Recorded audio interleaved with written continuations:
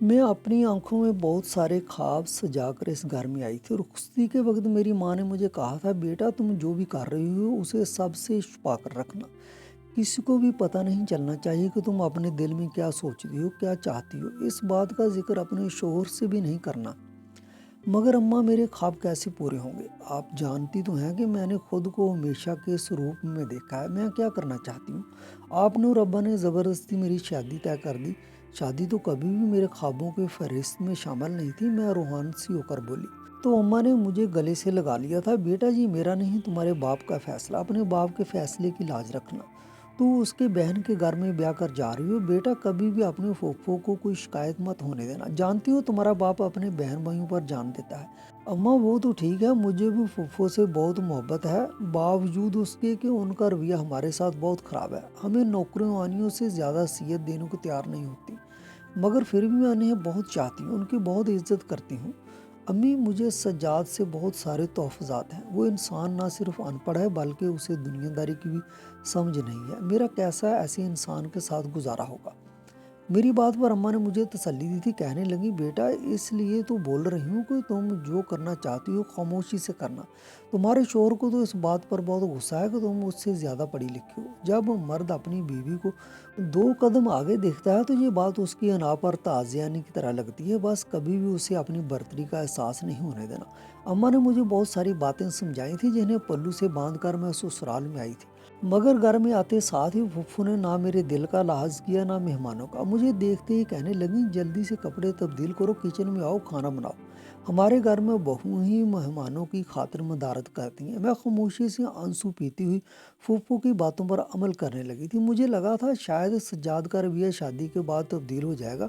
वो मुझे इज्जत देने पर तैयार हो जाएंगे। मगर नहीं, वो तो शायद औरतों को पाँव की जूती समझने वालों में से थे। ज़रा ज़रा सी बात पर वो बड़े कड़वे अंदाज से बात करते। मेरे बगैर गलती के वो मुझे रुई की तरह दन कर रख देते। फूफू भी अपने बेटे को ना किसी बात से रोकती ना मना करती, बल्कि इस बात को वो मर्द की मर्दानगी करार देती थी कि वो अपनी बीवी को अपने पाँव के जूते के नीचे रखता है। जब मैं अम्मा अब्बा से शिकायत करती तो अम्मा तो नज़रें चुराने लगती, मगर अब्बा मुझे ही समझाते, बेटा वो तुम्हारा शोहर है, तुम्हारा मिजाजी खुदा है। तुम्हारी फूफू बताती हैं कि तुम खुद भी बहुत सारी बेवकूफ़ियाँ करती हो, बहुत सी गलतियां करती हो, तभी तो सज्जाद तुम पर गुस्सा करता है। वो तुम्हें समझाने की कोशिश करता है, तुम तो बदतमीजी करती हो, यही वजह है कि तुम्हें मारता है। अगर तुम ये सब ना करो तो सज्जाद कभी तुम पर हाथ नहीं उठाएगा, कभी भी तुम पर गुस्सा नहीं करेगा। वो अनपढ़ ज़रूर है मगर जाहिल नहीं है। अब मैं अब्बा को क्या समझाती कि वो अपनी बहन की बातों में आकर मेरी ज़िंदगी बर्बाद कर चुके हैं। मैं हर वक्त रोती रहती और इस बात पर भी फूफू मुझे बहुत बुरा वाला बोलती हैं कि हर वक्त घर में नुहूस डाले रखती हो। फूफू का घर भी मेरे मेके से चंद घर छोड़कर था। मैं रोज़ाना ही अम्मा की तरफ आती थी ताकि उनके कामों में हाथ बटा सकूं। अम्मा पर फालिज का हमला हुआ था, इस वजह से वो घर के काम काज करने से कासर थी। फूफू भी मुझे अम्मा के पास आने से नहीं रोक सकती थी। अगर ऐसा करती तो वो अब्बा की नज़रों में बुरा बनती, और जो लम्हे माँ के घर में गुजारती वो मेरे लिए आज़ादी के लम्हे थे। मैं फ़ौरन अम्मा के घर आकर जल्दी जल्दी काम निपटाती, फिर अपने ख्वाबों को पूरा करने के लिए किताबों पर आंखें लगाकर बैठ जाती। यूं यूं मेरे पेपर्स करीब आ रहे थे, मेरी परेशानी बढ़ती जा रही थी। अम्मा, पेपर्स की तैयारी तो मैं कर चुकी हूँ, मगर मैं पेपर देने के लिए कैसे जाऊँगी? तुम जानती हो फूफो और सज्जाद की तो मेरी हर हरकत पर नज़र होती है, और अब तो सज्जाद ने काम भी छोड़ दिया है। सारा सारा दिन वो घर पर रहता है और उसकी ज़िंदगी का मकसद ही बस मुझे ताने देना, पढ़ा लिखा होने पर बुरा भला कहना, जैसी पढ़ाई करके मैंने कोई बहुत बड़ा गुनाह कर दिया है। मैंने अम्मा के सामने अपने जले दिल के फफोले फोड़े तो अम्मा उल्टा मुझे ही समझाने लगी थी, बेटा अगर तुम किसी काबिल हो जाओगी तो यही लोग तुम्हारे आगे पीछे फिरेंगे। मगर अम्मा, ये लोग मुझे किसी काबिल होने दें तो भी ये तो मेरी पढ़ाई के खिलाफ है। अगर सज्जाद मेरे हाथ में किताब देख रहे तो वो गुस्से से चिल्लाने लगते हैं जैसे मैं कोई गैर शरई काम कर रही हूँ। इस बार अम्मा खामोश हो गई थी। जब मेरे पेपर्स के दिन करीब आए तो एक बार फिर मैंने अपना मसला लेकर अम्मा के पास पेश किया। कहने लगी, बेटा मैं डॉक्टर के पास जाने का बहाना करूंगी, इस तरह से तुम मेरे साथ चलोगी तो तुम पेपर दे लेना। अम्मा की बात मुझे बहुत अच्छी लगी थी कि वो मेरी मोहब्बत में मेरा साथ दे रही हैं। कभी अम्मा की तबीयत खराबी का बहाना करके, कभी दुआएं लाने का बहाना, तो कभी किसी ज़रूरी काम का बहाना करके मैं अपने पेपर्स दिए जा रही थी। मगर जब मेरा आखिरी पेपर था उस दिन सज्जाद घर पर नहीं था। वो और फूफो दूसरे गांव में शादी पर गए हुए थे। अम्मा से मैं कहने लगी कि आप मेरे साथ जाती हैं तो आप बहुत थक जाती हैं, आपकी तबीयत भी ख़राब हो जाती है। आज तो मेरे ससुराल में कोई भी नहीं है, آپ ایسا کریں، آپ گھر میں آرام کریں، میں اکیلے ہی پیپرز دینے کے لیے چلے جاتی ہوں۔ اماں نے مجھے بہت روکا، کہنے لگیں بیٹا اگر اچانک سے تمہارا شوہر گھر آ گیا تمہارے بارے میں پوچھا تو میں کیا کہوں گی؟ میں نے ان کی بات کو ہنسی میں اڑا دیا تھا۔ اماں صرف 3 گھنٹے کی ہی تو بات ہے، 3 گھنٹے بعد میں واپس آ جاؤں گی اور وہ لوگ کل سے پہلے واپس نہیں آئیں گے، آپ فکر مت کریں۔ میں پیپر دینے کے لیے چلی گئی تھی اور یہ نہیں جانتی تھی کہ یہ میری زندگی کی سب سے بڑی غلطی ثابت ہونے والی تھی۔ 3 گھنٹے کیسے گزرے پتہ ہی نہیں چلا۔ یہ شکر تھا کہ میں نے سارا پیپر حل کر لیا تھا اور میری امیدوں کے عین مطابق میرا پیپر بھی بہت اچھا ہوا تھا۔ میں سرشار اور مطمئن سی گھر واپس آ گئی تھی کہ اب میں اپنے خوابوں کے قریب پہنچنے والی تھی، بس اپنے خوابوں کو چھونے ہی والی تھی۔ مگر جب گھر پہنچی تو سامنے کا منظر دیکھ کر ہکا بکا رہ گئی۔ گھر میں میرے شوہر، پھپھو اور ابا تینوں ہی موجود تھے۔ اماں سہمی ہوئی نظروں سے باری باری ان تینوں کے چہروں کی طرف دیکھ رہی تھی، جبکہ سجاد اور پھپھو کو اونچا اونچا بولنے کی آوازیں گھر سے باہر تک آ رہی تھی۔ میں کانپتے دل کے ساتھ گھر میں داخل ہوئی تو سامنے کا منظر دیکھ کر میں ہکا بکا رہ گئی۔ سجاد نے مجھے دیکھا اور مجھ پر پل پڑا۔ اس نے مجھے بہت مارا، مجھے روئی کی طرح دن کر رکھ دیا۔ وہ مجھ پر طرح طرح کے الزامات لگا رہا تھا۔ اپنے کون سے والے یار کے پاس تھی، کس کے ساتھ وقت رنگین کر کے آئی ہو، ہماری آنکھوں میں دھول جھونک رہی ہو۔ میں تمہیں عزت بنا کر اپنے گھر لے کر گیا تھا، مگر شاید تم عورت جیسی لڑکیوں کے ساتھ راس نہیں آتی۔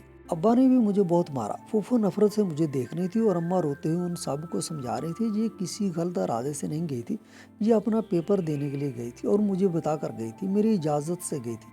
آپ لوگوں کو یہ حق نہیں پہنچتا اس پر ہاتھ اٹھانے کا، اسے مارنے کا، مگر ان لوگوں نے اماں کی بات کو انسنی کر دیا۔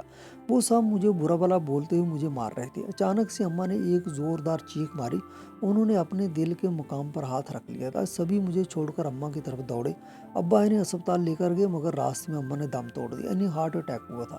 اماں کی میت ایک طرف پڑی تھی، میں ان کے پاس بیٹھ کر بری طرح سے روئے جا رہی تھی، جبکہ مجھے دیکھ دیکھ کر محلے کی عورتیں اور خاندان کی عورتیں باتیں بنا رہی تھیں۔ ان کی نظر میں میرے لیے شک تھا، نفرت تھی اور میں زمین میں گڑی جا رہی تھی۔ اماں کے جنازے کے بعد میں نے ابا کو سمجھانے کی کوشش کی کہ میں غلط نہیں ہوں، مگر ابا نے مجھے گھر سے نکال دیا، کہنے لگے آج کے بعد تمہارا مجھ سے کوئی رشتہ نہیں ہے۔ میں روتے ہوئے اپنے سسرال میں گئی تاکہ اپنے شوہر کے پاؤں پڑ کر اس سے معافی مانگ سکوں۔ اگر وہ بھی مجھے گھر سے نکال دیتا تو میں کہاں جاتی، کیا کرتی؟ مگر شوہر نے بھی مجھے گھر رکھنے سے انکار کر دیا تھا۔ اس نے مجھے 3 لفظ بول کر فوری طلاق دے دی اور مجھے گھر سے باہر پھینک دیا۔ ایک ایک کر کے میں اپنے رشتہ داروں کے گھر گئی، مگر کوئی بھی مجھے اپنانے کو تیار نہیں تھا۔ سب کی نظروں میں ایک دھتکاری ہوئی عورت تھی یا بدکار تھی جس کے شوہر نے اسے رنگوں ہاتھوں پکڑا تھا۔ میرا دکھ بہت بڑا تھا، میں نے اپنے خوابوں کی ایک بہت بڑی قیمت چکائی تھی، اپنے کردار پر داغ لگا لیا تھا اور اپنی ماں کو بھی موت کے منہ میں اتار دیا تھا۔ کاش میں اپنے خوابوں سے دستبردار ہو جاتی۔ طلاق اور والدین کے ٹھکرائے جانے کے بعد میری دنیا مکمل طور پر تاریک ہو چکی تھی۔ میں روتی بلکتی اپنے تمام رشتوں سے کٹ کر شہر کے دوسرے کونے میں رہنے والی اپنی کالج کی ایک دوست ثنا کے پاس پہنچی۔ ثنا نے جب میری حالت دیکھی تو اس کی آنکھوں میں آنسو آ گئے، لیکن جب اس نے میرے میکے اور سسرال والوں کے رویے کے بارے میں سنا تو اس کے گھر والوں نے بھی مجھے اپنے گھر میں پناہ دینے سے انکار کر دیا۔ سارا محلہ میرے کردار پر شک کر رہا تھا اور کوئی بھی مجھے قبول کرنے کو تیار نہ تھا، مگر ثنا میرے لیے ایک امید کی کرن ثابت ہوئی۔ وہ اپنے گھر والوں سے لڑ پڑی اور میری حمایت میں کھڑی رہی۔ اس نے میرے لیے اپنے گھر کے قریب ایک چھوٹا سا تنگ و تاریک کمرہ کرائے پر ڈھونڈ نکالا، جہاں صرف ایک کھڑکی تھی جو آسمان کا ایک ٹکڑا دکھاتی تھی۔ ثنا مجھے دلاسا دیتی رہی اور مالی مدد بھی، تاکہ میں اس صدمے سے نکل کر نئی زندگی کی طرف قدم بڑھا سکوں۔ میں نے دن رات محنت شروع کر دی۔ وہ کمرہ میری پناہ گاہ اور میری لائبریری بن گیا۔ مجھے یاد تھا کہ میری ماں نے مجھے کہا تھا اگر تم کسی قابل ہو جاؤ گی تو یہی لوگ تمہارے آگے پیچھے پھریں گے۔ میں نے اس جملے کو اپنا نصب العین بنا لیا۔ اسی دوران میرے BS کا نتیجہ آ گیا اور میں نے اعلیٰ ترین نمبروں سے اپنا کورس پاس کیا۔ یہ کامیابی میرے زخموں پر کسی مرہم کی طرح لگی۔ مجھے احساس ہوا کہ میرے خواب ہی میری سب سے بڑی طاقت ہے۔ میں نے ایک مقامی اسکول میں نوکری کر لی تاکہ کرایہ اور اخراجات پورے ہو سکیں، اور اس کے ساتھ ساتھ CSS کے امتحان کی تیاری میں جٹ گئی۔ وہ راتیں جب میں چائے کے کپ کے سارے گھنٹوں کتابوں میں گم رہتی تھی مجھے میرے خوابوں کا قیمت یاد دلاتی تھی۔ حاصل مقصد SP کی وردی، سال گزر گئے، میرے عزم اور محنت نے رنگ لایا۔ میں نے نہ صرف CSS کا امتحان پاس کیا بلکہ پولیس سروس آف پاکستان میں شاندار کامیابی حاصل کرتے ہوئے اسسٹنٹ سپرنٹنڈنٹ آف پولیس کے عہدے پر فائز ہوئی۔ جب میں نے پہلی بار خاکی وردی پہنی تو میری آنکھوں میں خوشی کے آنسو تھے۔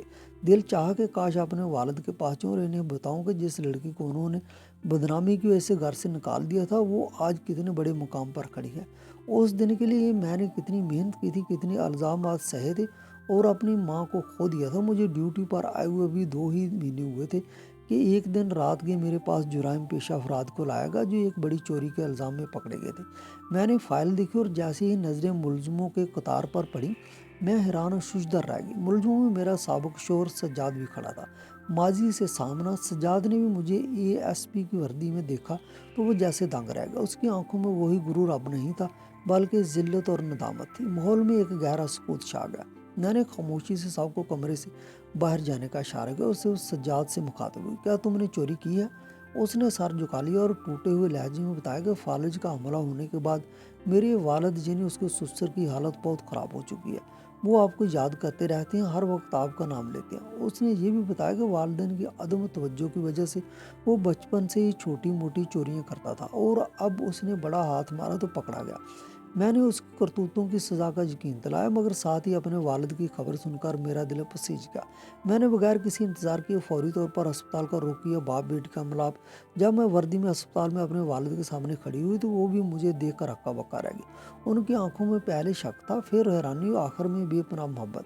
फालिज की वजह से उनका जिस्म साथ नहीं दे रहा था, लेकिन उनकी आंखों की नमी बता रही थी कि वो क्या महसूस कर रहे हैं। मैंने उनके सामने सारी हकीकत बयान की। अबू, मेरी ज़िंदगी का ये मकसद था, मैं ये हासिल करना चाहती थी और आपने सिर्फ फूफो की बातों में आकर मुझ पर एतवार नहीं किया, मेरी माँ की कुर्बानी को भी नहीं समझा। अबू ने मेरी तरफ देखा, उनकी आंखें छलक पड़ी और फटी फटी आवाज़ में वो बस इतना कह पाए, मुझे माफ़ कर दो बेटा, मैंने तुम्हें समझने में गलती की।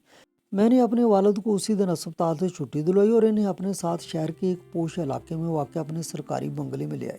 यूँ महसूस हुआ जैसे बरसों बाद मुझे मेरी खोई हुई जड़ मिल गई हो। नई शुरुआत। थोड़े ही अरसे में अबू सेहत याब होने लगे। एक शाम अबू ने मुझे अपने पास बुलाया और मोहब्बत भरी निगाहों से देखा। कहने लगे, बेटा, तुमने जो मुकाम हासिल किया मैं फ़ख्र करता हूँ, लेकिन तुम सारी ज़िंदगी सिर्फ ड्यूटी और काम के साथ नहीं गुजार सकते। तुम्हें अपनी ज़िंदगी को मुकम्मल करना चाहिए। तुम्हें एक बार फिर शादी कर लेनी चाहिए। अबू का एतमाद देखकर मेरे दिल को सुकून मिला। मैंने उस तजवीज़ पर गौर किया और महसूस किया कि ज़िंदगी का ये पहलू भी खाली नहीं रहना चाहिए। मैंने अपने डिपार्टमेंट के एक नहायत शरीफ और बावकार अफसर अदनान से शादी कर ली, जो मेरे काम और मेरे अज़म की कदर करते थे।